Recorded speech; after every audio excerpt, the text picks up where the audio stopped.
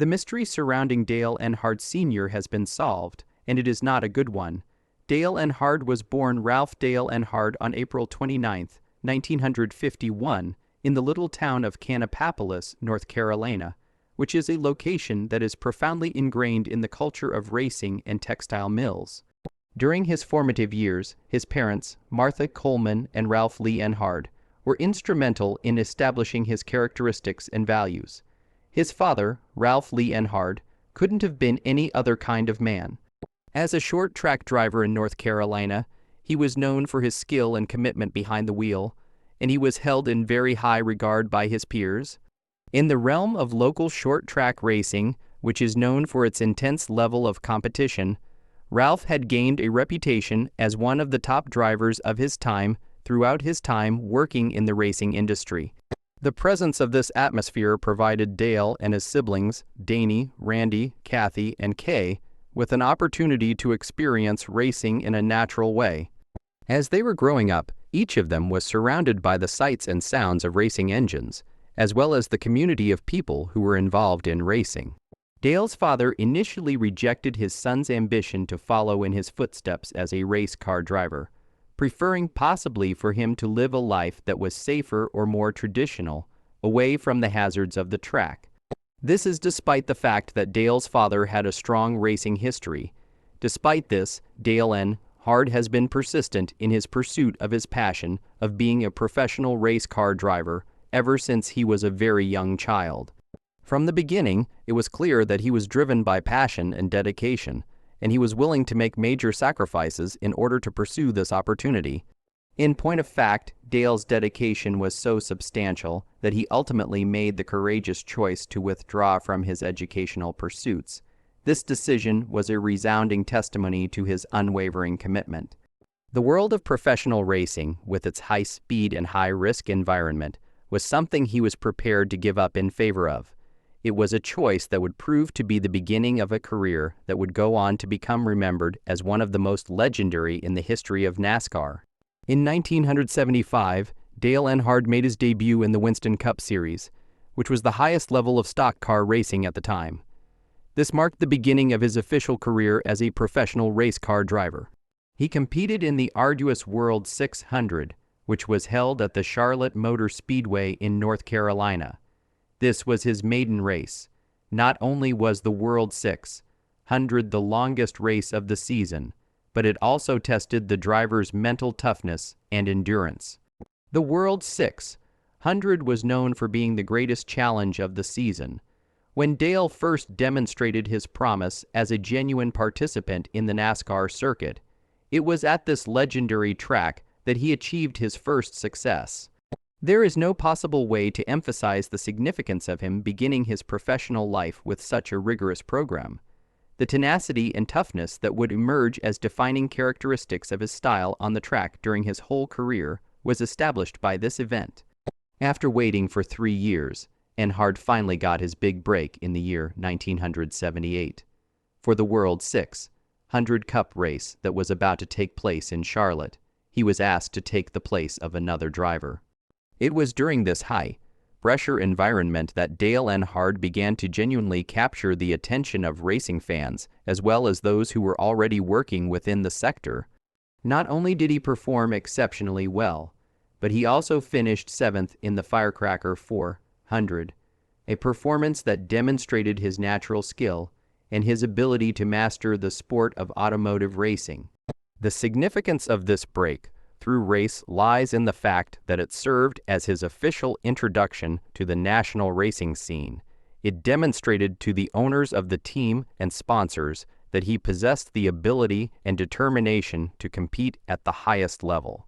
1979, the year that fell after that, marked the beginning of a new phase in Earnhardt's career as he became a member of Rod Osterland Racing for his first season of racing. A significant turning point in Dale's career was the year that he started to establish himself as a strong driver.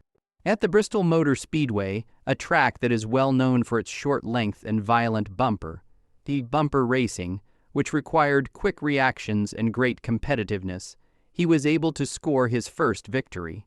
Not only did he triumph in this particular race, but he also finished 8th in the overall rankings for the season. This is an impressive accomplishment for a rookie in such a competitive situation. The basis for what would be a career that would be consistently strong and successful was built by this successful rookie campaign, and Earnhardt went through a dramatic transition during his second season as a result of the entrance of Doug Richard, who was selected as the new crew chief. Dale's continuous development and performance on the track were both significantly aided by this cooperation, which proved to be significant. In conjunction with one another, they triumphed in a number of races held at important NASCAR sites, such as Atlanta, Bristol, Nashville, and Charlotte. Earnhardt's rising reputation as a versatile and skillful driver who could manage a variety of courses and conditions was highlighted by each of these victories, which contributed to his burgeoning renown. As a result of his aggressive driving style and intelligent racing selections, he began to attract viewers and terrify competitors equally. As early as 1981, Dale Earnhardt had already joined Richard Childress Racing, a team that would go on to become synonymous with his name in the years that followed. This season, he continued to demonstrate his consistency as a top racer by finishing 7th overall in the point standings. The subsequent 2 years, on the other hand, proved to be difficult. According to Earnhardt, these seasons were some of the most challenging years in his career, and they were characterized by his difficulties to establish the winning recipe. Despite these challenges, Dale's character was defined by his tenacity and his reluctance to give up during difficult times. The Daytona 500, which is considered to be one of the most prestigious races in NASCAR, was ultimately won by him 2 years after he had been struggling to achieve financial success. This victory marked a significant turning point, with it indicating that he had arrived as a top-tier driver who was capable of winning the most important competitions in the sport. During the 1984 season, Dale Earnhardt had a remarkable season, winning 6 races across a variety of cities and circuits. Martinsville, where he finished 8th and 4th in 2 different races, was one of the most difficult short tracks in NASCAR, and his performance at Martinsville established his ability to compete on such a track. His position as one of the most accomplished drivers in the sport was cemented throughout this season. In the year that followed, 1985, he also had a number of victories which demonstrated his consistency and his ability to compete well. The year 1986 marked the zenith of Dale's success during this time period, as it was the year that he succeeded in winning his second Winston Cup championship. In that particular year, he established himself as the undisputed champion of the season by winning 5 races and finishing in the top 5 and top 10 positions on a constant basis throughout the competition. This level of performance not only established a new record for NASCAR in the modern era, but it also highlighted Earnhardt's ability to not only win, but to do it regularly over the course of a lengthy and taxing season. 1988 was the year that Earnhardt inked a new sponsorship arrangement with GM Goodwrench, a collaboration that would go on to become legendary in the history of NASCAR. Because of his aggressive and scary demeanor on the track, he was given the nickname the Man in Black during this season. This moniker was derived from the fact that he drove a black number 3 vehicle and gained the appellation. During that year, he triumphed in 3 different events. Additionally, in 1989, he continued to demonstrate his superiority by increasing the number of victories he had to 5. Particularly noteworthy for Earnhardt was the season that took place in 1990. Both the Busch Clash and the Gatorade Twin 125 were significant preseason competitions that offered him the opportunity to demonstrate his readiness and speed. He won both of these competitions. During that particular year, he managed to clinch another Winston Cup championship and win 9 races during the regular season, adding to his already impressive legacy. In 1991, Dale Earnhardt won another Winston Cup championship. He did so by accumulating 195 points with only 4 victories, demonstrating that consistency was just as crucial as winning the championship outright.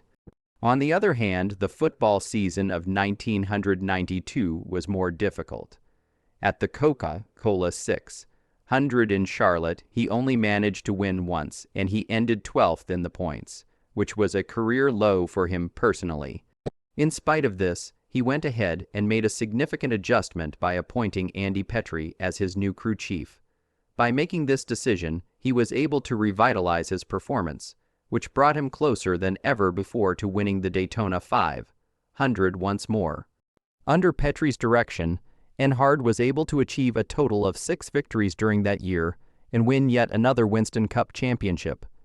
Through the end of the 1994 season, Earnhardt finished with a dominating lead of 400 points, which allowed him to win another Winston Cup championship. The conclusion of an era would be marked by the fact that this championship would be the final one of his great career. Earnhardt remained to be a formidable competitor on the track, despite the fact that he was no longer winning titles. The fact that he finished the season in 5th position overall and won 5 races in 1995, including the highly regarded Daytona 500, demonstrates that he continued to be a leading contender despite the fact that the level of competition increased substantially. Although Earnhardt's dominance during speed weeks, which are the events that take place in the weeks leading up to the Daytona 500, was the defining characteristic of the 1996 season, he ultimately finished in 2nd place in the Daytona 500 itself. As a demonstration of his resiliency, he won races in Rockingham and Atlanta after he had recovered from his injury. That year, however, was also marked by a significant setback for him, as he was involved in a terrible accident while competing in the Die Hard 500 at Talladega. The collision was horrific, but Earnhardt's resolve never wavered throughout the ordeal. To everyone's surprise, he made his comeback to the racetrack the following week in Indianapolis. The physical injuries he sustained eventually caught up with him, and he was unable to achieve the victory, despite the fact that he led for a significant portion of the race. Earnhardt had a difficult year in 1997, finishing in last place in every race he entered. This was a huge decline for the great racer. In 1998, however, he triumphed once more in the Daytona 500, a victory that was welcomed by both the public and the racing community equally. This victory was a testament to his dogged determination and determination to succeed. Earnhardt continued to be competitive by the year 2000, despite the fact that he was no longer in the absolute prime of his career. He ended up winning 2 races in Atlanta and finishing 2nd in races at Richmond and Martinsville, demonstrating that even after decades of involvement in the sport, he was still capable of competing with the very best. Beginning with his early marriage at a very young age, Dale Earnhardt's personal life was just as exciting as his famed racing career over the course of his entire life. In 1968, when Earnhardt was just 17 years old, he took the crucial decision to marry his first wife, Latane Brown. This decision came at a time when many teens are still in the process of creating their own pathways in life. In addition to his dedication to his family, this early marriage may have been a reflection of the difficulties he faced as a result of his rapid development in the racing scene. Kerry Earnhardt, a son, was the first child that Dale and Latane brought into the world. Kerry Earnhardt would go on to follow in his father's footsteps and become involved in racing himself. On the other hand, the marriage did not last very long. The couple split in 1972, after having spent 4 years attempting to build a life together despite the difficulties that were brought on by Earnhardt's rapidly developing racing career. It is likely that this time period was characterized by the challenges of juggling the demands of a demanding work life with the duties of a personal life. This is a challenge that many sportsmen experience, particularly in the early stages of their high-pressure professions. In 1971, Dale Earnhardt decided to start a new chapter in his life by marrying Brenda G., his second wife. This marriage took place just 1 year after his divorce. This union would result in the birth of 2 children who would become an essential part of his legacy. It would also bring about a new level of stability in his personal life he had never experienced before. Kelly King was the daughter of Brenda and Dale Earnhardt Jr. was the son of the couple. Dale Earnhardt Jr. would go on to become one of the most well-liked and successful drivers in the history of NASCAR. It is commonly believed that he is carrying on the unyielding attitude and passion for racing that his father had. The years that Dale spent with Brenda were significant not just because of the family that they established together, but also because Dale's career was exploding throughout this time period, attaining tremendous successes and gaining more and more popularity. However, as is sometimes the case with public personalities who are under a great deal of strain, their marriage eventually ended in divorce despite their best efforts. The particulars of the circumstances that led to their breakup remained a well-guarded secret. However, it served to highlight the challenges that Earnhardt encountered while attempting to balance the demands of his high-profile work with his personal life. In the aftermath of his second divorce, Dale Earnhardt discovered love for the second time. Teresa Houston was his third and final wife, and they tied the knot in the year 1982. Throughout the rest of Dale's life, Teresa would continue to be a reliable companion, providing him with support and encouragement through the highs and lows of his racing career. An additional kid, who would grow up surrounded by the fame and legacy of their father, was born to them together and given the name Taylor Nicole. This brought Dale's family to a complete and comprehensive level. Outside of her function as a spouse, Teresa played a variety of roles. It was especially during the more difficult stages in his career that she served as a significant source of emotional strength and stability for Earnhardt. Their marriage lasted until Dale's unexpected death in 2001, and Teresa was an integral part of the process of preserving and honoring his legacy in the years that followed. They were strongly tied to one another not only by blood, but also by their shared commitment to Dale's legacy, both on and off the racetrack. This was the foundation around which they created their family together. Fans, commentators, and members of the racing industry were left in a state of confusion and suspicion for several decades after the terrible death of Dale Earnhardt Sr., which occurred during the Daytona 500 in 2001. Discussions have been going on for a long time concerning the enigma that surrounds the specific circumstances of his deadly collision. These discussions have ranged from hypotheses about car problems to inquiries about safety regulations on the track. However, following years of research, new insights and in-depth forensic studies have now provided some clarity to the situation of what actually occurred on that fatal day. It is unfortunate that the findings do not provide any solace. Instead of being a freak accident or an unavoidable tragedy, the truth points to a sequence of preventable causes that collectively contributed to the death of one of the most renowned individuals in NASCAR. Each of these things contributed to the loss of the individual. During the course of the investigation, it was discovered that there were significant problems with the safety equipment and the design of the vehicle. These problems were particularly concerning the head and neck restraints, which were either not used properly or were not available at the time. As was the case with many other drivers of his day, Dale Earnhardt Sr. had a history of being resistant to certain safety gear because he believed that it hindered either their performance or their comfort. Tragically, it is possible that he lost his life as a result of his resistance. Moreover, the design of the race cars did not sufficiently absorb or deflect the severe forces that were created in high-speed crashes at the time. Additionally, the placement of the walls and the absence of energy absorbing barriers had a significant influence, which meant that the impact of the collision transferred a significantly greater amount of force to Earnhardt's body than it should have. Moreover, the mystery was investigated further. What caused the crash to occur in the first place? Earnhardt's car was caught in a split-second sequence of events, being squeezed and prodded by other vehicles, which resulted to a loss of control, as evidenced by video footage, telemetry data, and witness testimony. This led to the loss of control of the vehicle. The aggressive pack racing style that is typical of restrictor plate tracks like Daytona led to the catastrophic circumstances that occurred. The sheer nature of NASCAR racing, which promotes close-contact driving and tight formations around the track, might increase the likelihood of multiple cars colliding with one another. Despite the fact that Earnhardt was an expert at maneuvering such situations, even his talents were not enough to avert the inevitable crash sequence that took place.